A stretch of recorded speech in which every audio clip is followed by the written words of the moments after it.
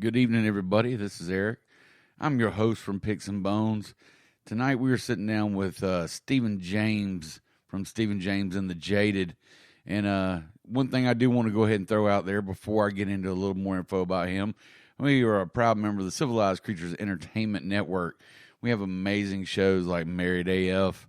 We have Drinks with Larry. We have What's in Your Hometown. We have The Untrained Eye, Cinemondo. We have The Bear Cave, and just some other really great shows. Go to our Facebook page, Civilized Creatures, and you can follow and find out how to go and listen to those guys. And, you know, share the love. You guys will enjoy it. There's some unique folks out there. But now, to tonight's show, Stephen James, man, these guys, literally, they're from South Texas. Actually, they're in Savannah now. They are some South Texas rockers they kind of bridge that gap between rock, Americana, Texas country, red dirt, surf rock, if you will. And these guys have actually played and opened up with some greats like Josh Abbott Band, Randy Rogers, Kevin Fowler, Robert Earl Keen, Charlie Robison, Cross Canadian Ragweed, Rich O'Toole, Bree Bagwell, Jake Ward, and a bunch of others to go down the line. So I really hope you guys jump in, listen to these guys, follow them everywhere. And now that they're in Georgia, we're going to be looking forward to getting them in the Carolinas really, really soon. So, folks, with that being said, jump on in and let's enjoy this together.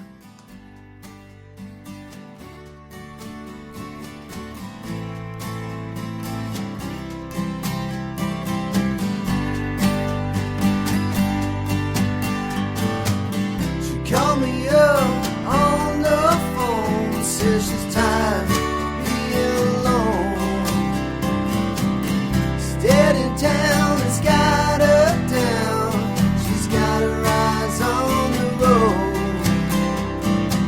She heard about a place out there where anyone could be a star. She says it's time to take her share.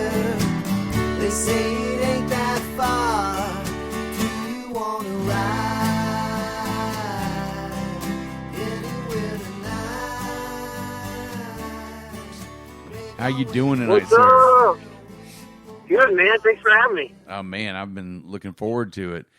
So congratulations on, I guess, your second album in a year. I was kind of listening to your acoustic songs today. And that just came out, what, end of last month? Into September? It's crazy. Yeah. We did the full band one here 2 or 3 months ago, and then I also do a lot of acoustic gigs too, so I was like, I need to just get one of those out there as well. So we kind of just did both sides, you know? Yeah, I like it. It's good. It's some good stuff. And you're from Texas originally, right? I am. Born and raised, yeah. I grew up in Houston, and then I played in bands in Austin for about 10 years. Then I was living on the coast in Texas in Corpus Christi for a couple of years, and now I'm out here on the East Coast, man. I live in Georgia. It's crazy. That is a big jump. How bad of a transition has it been going from Texas to Savannah? I know temperature-wise it's not much different, but I think it's really not. But the culture. It's funny, everybody out here complains about how hot it is. I'm like, man, I'm from Texas. Like, this is nice. It feels good out here. Right. Has it been any kind of a culture shift? Probably not really. From Austin. My wife's from here, so I've been coming out to Savannah for probably about 10 years with the holidays and stuff. So I already got my favorite bars and stuff out here. So right it wasn't too much of a shock. That's always some good stuff. So we'll just kind of dive right on into some questions then.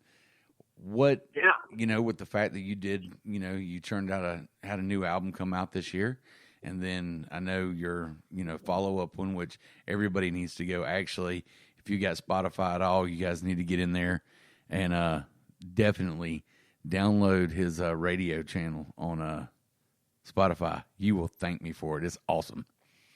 A lot of good. Thanks, man. Appreciate that. I need about 10,000 more of you, and then I'll be a rich man. Man, I need about 10,000 of anybody to help me get there. I'm a big fan of red dirt country and everything anyway. Yeah. So, and Americana, and that's kind of become my favorite, my one go-to. Back in, people were calling, they never called it red dirt back in the day. It was Willie. Yeah. You just exactly, man. You just listen to Willie. But I just kind of I wear cowboy boots and I'm from Texas, and so they just kind of called me country and stuff. But I'm just it's just kind of how we sound out there, It's just, we sing about Texas and we wear boots, and we don't really think of it as one genre or another, but it does all kind of have that sound, It does, and I mean it's becoming a unique sound.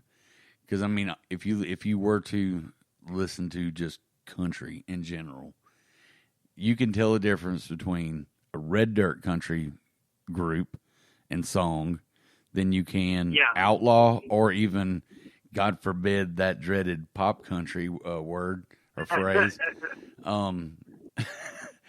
Sorry, there's a place for pop country. I'm not beating the dead horse with that one. Yeah, I mean, people like McDonald's. I mean, whatever, Yeah, exactly. Everybody's and then some people have a little more refined taste. Yeah.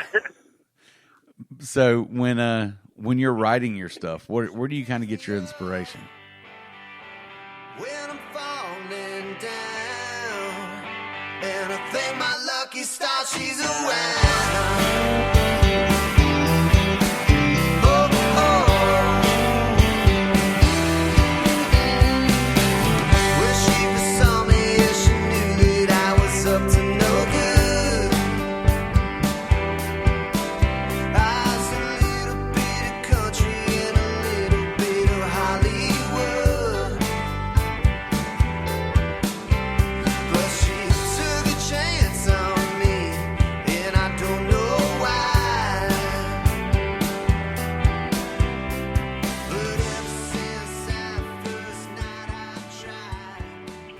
Man, I always just kind of write about what, my life. I've either, I've already lived it, or I'm going through it, or I'm thinking back about it, or, I'm looking ahead, and usually that's, about, crazy girls and bars and late nights and crazy situations. I'm getting older, so I like to think I'm starting to make better decisions, but I still keep writing about the same stuff.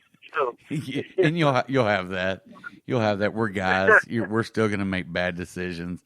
Sometimes they're just a little bit not as bad as they were, say, 10, 15 years ago. Exactly. You hope that you make better decisions. Let's just leave it at that. Yeah.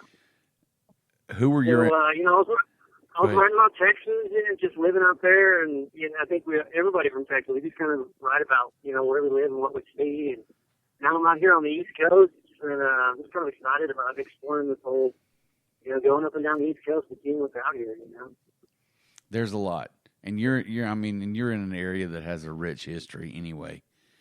Because have you done any of the ghost tours yet?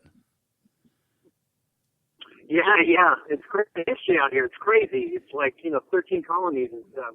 Yeah, and you're getting a New Orleans experience without going to New Orleans. But it's a little bit deeper and a little bit crazier. It is. It totally is, man. But that is a great town, though. Super great town. So, with who were your influences? Or better yet, go ahead. I'm sorry.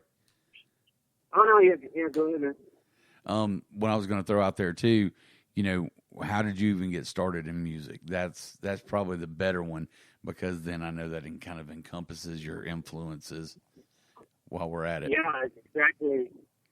It just kind of came about. My dad and my uncle, all my uncles, my aunts, they were all musicians. They're all in bands.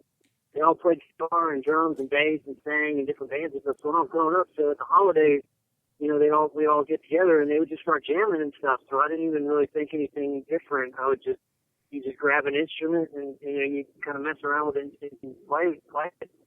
So I've just kind of always been around that.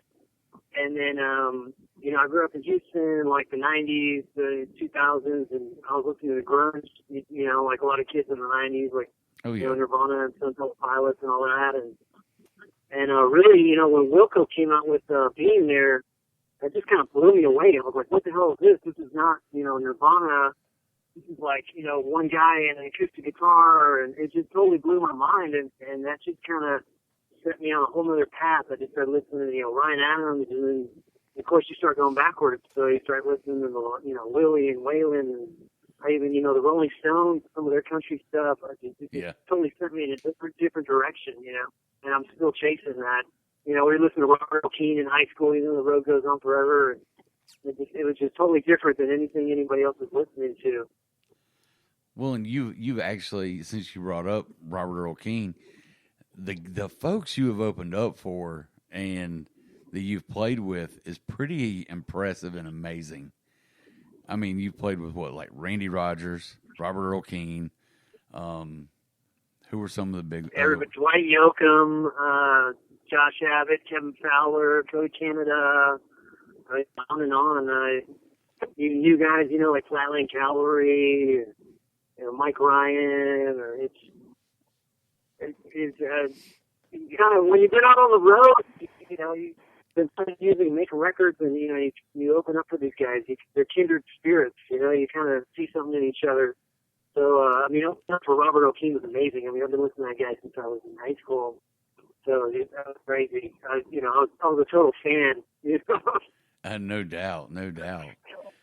You didn't let it show too much when you first met him, did you?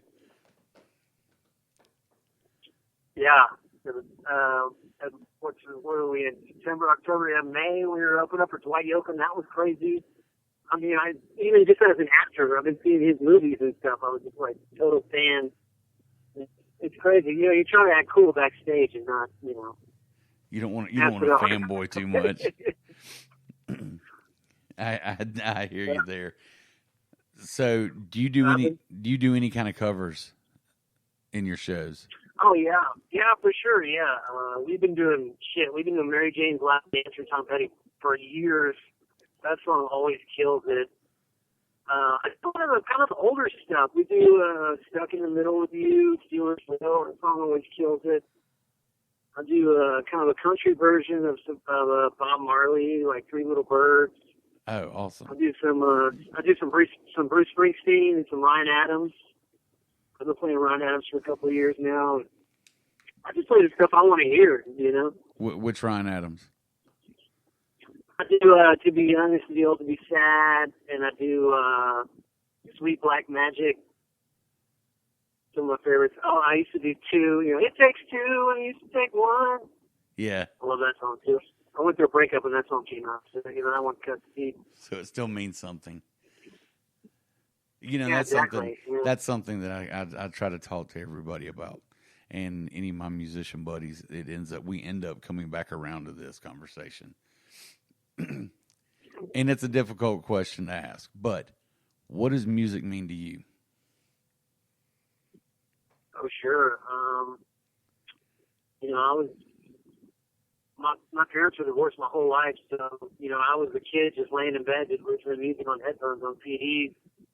And it would just kind of transport me to a place where, everything was going to be okay, or however I was feeling, somebody else would kind of mirror that, and they were feeling the same way, so it kind of made you feel like you weren't alone. I think that's always, the music, it just kind of connects you. If you're feeling sad, it connects you. If you're feeling happy, it connects you. I think that's always kind of where it comes from. They say music's the highest art, because you just instantly, you can feel it, like you look at a painting, you kind of you gotta think about it and look at it. With music, you hear it, and it's like, boom, it just hits you, Well, and it's everywhere. You have, that's another thing. We talk about, all the cultures that has music, and, nothing other than actual literature or, poetry, which, music is just another form of poetry, and lyrics are just another form of poetry. But built on it. Well, and I think that's why people crave it, because you crave it because it's a universal language, for one. But Exactly. you want to feel something. You know, everybody wants to feel something. Whether, Yeah. I mean, I know you've read things in your life where, okay, it pisses you off and it makes you mad. Or you hear that one song that it doesn't matter, it's going to bring a tear to your eye. Because that's, you know, it's living and breathing that emotion. Which, you know, your stuff, you write the kind of stuff that makes people, you see it and you can hear it. And that's I don't know, does that make sense that you actually almost get a movie from the lyrics? Yeah, brings it to life. Yeah. For sure. And not everybody has that ability to write a song that makes you can actually visualize what's going on in it. So that being said, what is your songwriting process? You know, I've talked about this, and a lot of musicians kind of say the same thing. You never know. You know, some songs, like one of our songs, Wildflower Lane, is actually our biggest song. It's kind of ballad, kind of a train beat. Yeah, it's a great I wrote tune. that in 5 minutes. Thanks, man. I sat down, I had a cup of coffee, and I just wrote it. It just kind of came out of me, just boom, right on the page. Some songs, like off our last record, a song called We Can Get Along, I wrote that for 10 years. I play it, and I kind of tweak it, and I change a word here and there. And you never know. Sometimes you really got to work on it like a craft, like you're, you know, building a house or something. You just got to work at it. And some songs, they just come out of you like lightning. And you can't ever predict it. I think that's the exciting thing about it. Is you never know. You know, it's an amazing song could just be right around the corner. You can just hear a cool phrase or something in a coffee shop, and all of a sudden that just, you know, sparks a song. And that's, I think, as songwriters, that's kind of what we're all chasing. Is you know, the next great song. It could just be right there. You know. And some people wouldn't even know it. That's, you know, it's like they're so programmed to, you know, only looking at it this way or looking at it that way, that it's hard to actually see it when that happens. But yeah, sometimes you really got to work at it, and then sometimes it's just like a flash. It just all comes out, and you never really know. That's what's exciting about it. I've got to tell you, my favorite off of your album this year has been Ride, and I identify with it. I don't know why, but that's one of the ones that I really dig. And Little Texas Town. Those two are, Thanks, man. I mean, I those are the ones that I'm like, you know, this is just something good you can listen to. You can put it in one of those everyday playlists, and you know you're not going to get sick of it. Thanks, man. Yeah, those are, and ironically, those are the most personal songs on that record. Those are the ones that are most about like my life. I've lived in, you know, I grew up in Houston, which is about 4 or 5 million people, but I've also lived in small towns. I lived in Lufkin in East Texas, which is about 20,000 people. So I've done both, and those are kind of about living in small towns and wanting to get out. But then once you get out, you kind of miss what you had in the small town. You know, every small town I've lived in, everybody's trying to leave, but there's something special about living in a small town.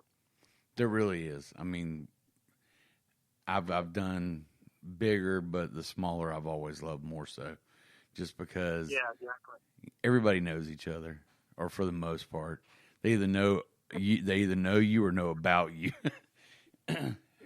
or you're living down a reputation.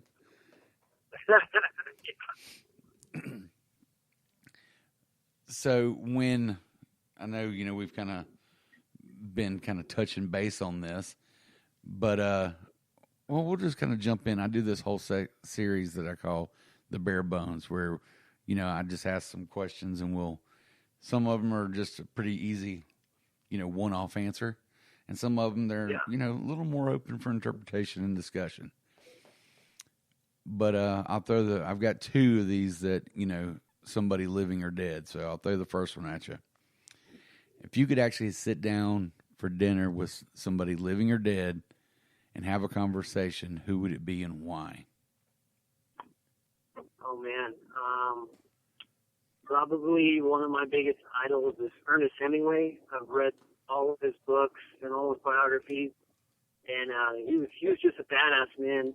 You know, I was a writer. I've been a newspaper reporter and stuff, so I appreciate the craft of writing. I would sit down with that guy and just drink wine and listen to him talk about bullfighting and traveling and, you know, around Cuba and boats and the wars of World War One. And I was definitely Ernest Hemingway. If it had to be music, man, I don't know. Maybe like Waylon or Willie or, you know, one of those guys who just, I respect those guys because they had ups and downs. They had big times and they had small times, but they still kept going. Yeah. I respect the hell out of that. Well, back to Hemingway, you could talk about, you know, the whole Spanish War too. Because, I mean, was in a part of so much of that. I actually read a novel about him not long ago. I can't even remember the name of it. I'm a big reader, so but it really went into depth about his time in Spain and how, you know, the U.S. and Russia and everybody were trying to use him, and he couldn't get any kind of military acknowledgement because, you know, they weren't going to put these commies, you know, give them any kind of credit for doing anything, you know, at least as far as the U.S. went with them to acknowledge their existence. So, I mean, it was just, some of the stuff was just like, wow, you got to be kidding me. Yeah. And what a life. Those generations, man, I mean, they fought wars and they had families and they came back and, you know, made houses. And it's just a whole nother, you know, side of life that I think these generations now, they could probably learn from. You know, God forbid we ever go to war, but you were just, you know, different kind of man back then. You know, I respect the hell out of it. Oh, you had to be a badass back then. And he was a badass. I mean, really, really, seriously, a badass. Okay. This will be a little bit lighter then. What is your spirit animal and why? What's my spirit animal? Well, I got an eagle tattooed on my shoulder, so that's my buddy bought me that when we went out drinking on 6th Street one night. So that's kind of, I guess that would be my spirit animal. All my records have a bird somewhere kind of hidden or something. Okay. But, probably, yeah, an eagle or some sort of bird. Okay, what is a song or band that you're stuck on right now? And it may be multiple. Song or band? Oh, yeah, for sure. And I've been listening. I made a mix. I've been listening to a lot of acoustic stuff, like famous bands, but like totally stripped down, like acoustic, like Beatles or like the Stones or, you know, Wilco. That actually has a lot of really good country songs that are just totally stripped down. And then, of course, if I'm going to talk about my friends, I mean, Richard Jewell's one of my best friends. I listen to a lot of his new stuff. I've listened to his new record. I'm excited about that. And, of course, a lot of new Joe Westall's pretty cool. But I've been doing a lot of acoustic stuff. You know, I've been making rock records for about 5 years. So now I'm kind of going the other direction. I do that. I'll go one direction for a couple of years, and I'll kind of go the other direction. But right now, I'm really interested in, like, really, really good songs that are just stripped down, you know, just a voice and a guitar. Before we conclude our interview tonight, after we kind of sign off, I've got one to turn you on to, and I promise you're gonna love it. Okay, so since we've kind of touched base on this, what is your all-time favorite book? All-time favorite book, man. Well, you know, I've got a biography of Hemingway that I've read about 5 times. It's just about him just kind of bullfighting and drinking his way through Europe. I'm actually reading a book right now by Waylon Jennings from his son, Terry, and that's about being on tour with Waylon. That's pretty interesting. No, it is. So I'm really into that right now. Yeah, I'm about halfway through it. So that's kind of what I'm reading right now. I love, like, music biographies and just kind of hearing people's stories, how they, you know, all the crazy stuff they got through, you know. And the fact that they got through it.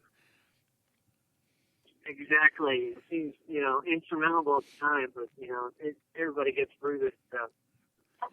Okay, what was the first record you ever bought? Or was first record that you picked out? I ever bought, that I picked out, it was two. And it was CDs, and it was actually Nirvana, Nevermind, and Pearl Jam 10. And I was about 12. And that was the first one. Well, man, I was a grunge kid, but, my dad was listening to Willie and the Stones. And I kind of heard all that in the background, and I kind of started coming around as I got older. Okay. Well, and Nirvana comes up a lot. It doesn't surprise me, but Nirvana comes up a lot as a lot of people's first. Alice in Chains. Yeah, it's really cool. Yeah, exactly. Like we kind of, 5 years ago or something, we didn't really talk about that, but now you got these bands, like Kill Wetzel, and they're a little hard edge, and they talk about Nirvana, so it's okay to talk about grunge and the way it kind of is influencing country now. It's all kind of connected, which I think is very cool. Well, I think it's because of the whole mindset that grunge was like gave the F you to everybody, and country's kind of getting that. Hey, we're not going to be your cookie cutter, Nashville. I'm just churning out another batch of cookies. They're like, F you. I'm doing it on my own because that's look at me, Whitey Morgan, Cody Jinks. These guys are out there with rabid fan base. Jamie Johnson. It's just because they just really kind of said, you know what? I don't have to have you to be able to do what I would love and love what I do and still make my fans happy. So, that I can appreciate. Okay, what was your first concert? Oh, man. My first concert actually was dragged to was my dad took me there. So that was my first one, and then the first one I actually chose was Crash Test Dummies. I don't know if you remember them from the 90s. Yeah. And I think like Sugar Ray played or something. It was great. I was like 11 or something. Hey, everything's an experience, right? Yeah. Okay, Star Wars or Star Trek? Oh, man, Star Wars. Sure. Empire Strikes Back. Good answer. Do you have a life philosophy or a personal mantra that you try to go by? Personal mantra. My grandma always said it's all about who you know. And that kind of gives me a kick in the ass to get out and meet people and shake hands. And really, especially country music and stuff, it's all about personal connection. You have a drink with a bar owner, and that'll lead to a booking or, a DJ, and that'll get your song on the radio. So, really, it's all about who you know. All right. Okay, one song, doesn't matter how many times you've heard it. As soon as it comes across the playlist, radio, whatever you're listening to, that volume's going up because that's just your jam. Oh, hell yeah. I haven't talked enough about them, but Turnpike Troubadours is actually one of my most favorite bands of all time. Me too. I love those guys. Those guys really changed my mind about country and having fiddle and all that. I love Bird Hunters by them. I love House Fire. All of that. Good Lord, Laurie. I don't listen to anything by Turnpike. Diamonds and Gasoline. I saw them last year, or it was last year. And Evan needs to get his shit together, and they need to get things back on track. That's all I got to say. I was fortunate to see him last year at a rodeo as well. I don't know if they'll ever get back together again, but I was glad to see him. And I will say this publicly. I think they're the best in the game. I think they're so They good. really are. They're amazing. Just as a songwriter and storyteller, that's why I'm like, I will publicly say this now. Evan Felker, get your shit together, man. If you ever hear this, get your shit together. The world needs Turnpike Troubadours. Yeah, they're the total package. They got the songs, the lyrics, the melody. They got it all. And the shows, and they put on an amazing show. It's high energy, and you and I could probably fanboy about this forever. But man, I'm total fanboy for Turnpike, man. I love those guys. Oh, and Tornado Warning, man. That I probably go to sleep with that song playing in my head more times a week than just about anything else. And it's just because everything's got such a hook. But yeah, like I said, we could go on about Turnpike for, hours probably. The whole episode just on Turnpike. So any person living or dead that you would like to take the stage with? I think you kind of said Willie or Waylon, right? A little while ago. Yeah. I mean, yeah, I do. I like everybody else in the country. I just watched, the Ken Burns country music documentary. It's just amazing seeing all those stories. I wish I was around in the 60s and 70s, man. I could have run with those guys. Johnny Cash. Yes. Man, I could have hung. I could have done a couple nights, stayed up with them, and see how that goes. Yeah, but I mean, those last couple of albums he did with Ruben, man, if as I put this out there into the universe on social media and everything, as soon as my wife and I finished watching that last episode of that, I put out there, I'm like, okay, we just finished up the final episode of, country music. I'm like, I'm going to say two things here. If your eyes don't leak multiple times during that episode and your heart is not stirred, then you have no soul or love for the genre. Because, I mean, I was sitting over there and there was like several times, and especially like, and it kind of gets, because you're watching that whole history and you've got so much time put into watching that and everything. When they bring up Johnny doing Hurt, man, I'm like, okay, just go ahead, twist that knife. I mean, I've always loved the song. I mean, I love the 9 Inch Nails version of it, but. Oh yeah, no, he killed it. And actually, that album came out kind of when I was in college. I was playing some rock bands. That kind of also made me kind of rethink, what I was doing. I loved God Is Gonna Cut You Down. I thought that was just an amazing song. And of course, Rick Rubin. I mean, I knew about him for Chili Peppers and all that. Well, I had all those. I bought all those albums like right when they came out. Well, and now and Avett Brothers and just about anybody that's anybody anymore is recording with him. Okay, so I'll throw one more at you. Who besides yourself and your band should people be listening to and taking notice of? Oh yeah, man. Well, I got a couple best friends that are in the music scene, and they're doing awesome. Of course, my buddy Rich O'Toole, he's from Houston. We went to high school together. He just shot a new music video in New York City. The new single. I think he's one of my best friends. I'm actually going to go see him in Nashville. I'm playing there next month.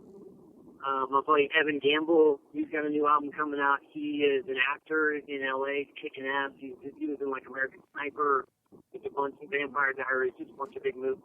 Oh wow! Shows. Okay. Yeah, so I got to put my friends.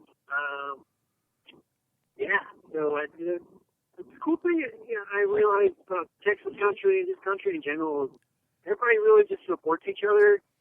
I was in the rock scene for a long time, and there's just a lot of dickheads in rock music. Everybody's got an ego and kind of an asshole, but in country, it's like you have a drink and you hang out, and you hang out together for one night, and then you're good. You're friends for life.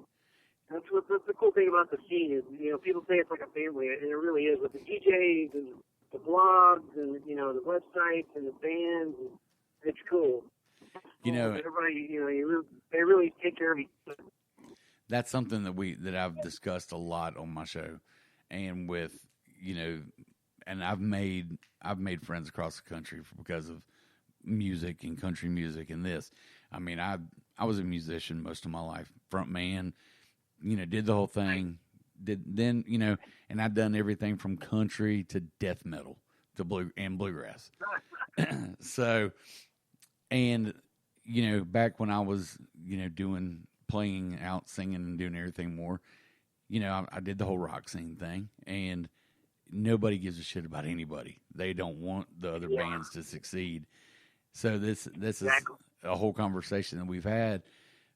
Nowadays, it's a little better than it used to be as far as, other bands. Because there's a lot of, guys around North Carolina, South Carolina that are really in the rock side that are supporting each other. And they want to see each other succeed, but it does not even come even 10 foot close to what the country and the Americana scene is. Everybody, and you're right. You know, you sit down and talk to somebody, and you know you're going to be friends for life, or you know you're going to get that random text. Hey man, I was thinking about you. How the hell are you? Hope you're doing good. You know, we're heading out on tour, and you know everybody wants the next guy to succeed, and it's more people uplifting each other than I've ever seen in any other genre. Exactly. I mean, like, you know, the DJs, they'll write you back, they'll email you back. You know, that's crazy. That doesn't happen in rock music. Like, you send them your song. They might not play it, but they'll be like, oh, this is all right. You know, send me your next one, try harder. They'll actually, like, talk to you. Like, that's just crazy, you know. It's they're real people. And that's what just drew me to the scene, just so fast. Like, people, you know, they take care of each other, and they party together, and they're real people, you know. Yeah. And that was funny. You were talking about people being dicks. That's been one of our new catchphrases that several artists that have been on, they're like, yep, my life mantra is don't be a dick. Exactly. Well, all right. Tell everybody where they can find you on the social media sphere of influence. It's Stephen James and the Jaded. All the social media is just Stephen James TX. I'm born and raised in Texas. Playing on the East Coast. I'm out here now, but I'm also getting back to Texas. We're getting to Nashville next month, so we'll be all over. And if y'all got a good town or wherever we should be, you know, when you get out there to Greenville, out there in South Carolina, I mean, we'll be wherever. So just hit us up, man. I appreciate the opportunity. I love it, man. And hey, folks, while we appreciate you taking time out of your schedule to listen to us talk and rant about music and go down some rabbit holes. But I always appreciate everybody that listens. Steve and I appreciate you coming on the show. And folks, keep on, go out, support local music, because it doesn't matter how big the band is. If they're playing in local, they're a local band that night. So you should go support local music and support these guys. And don't be afraid to go listen to new music. You know, it may not be necessarily your scene, but it might actually become your scene when you give it a chance. So, and that being said, folks, I will catch you all next week. Thanks. Keep listening. Anywhere tonight. Yeah, Mom says she needs a change. She needs a plan. And her friends are all engaged to the perfect man. She heard about a place out there where anyone could give it a try. She says pull around by them stairs and then I hop inside. Do you wanna ride up to 35? Make our way to Dallas, all the way from Alice. Just leaving it all behind if we take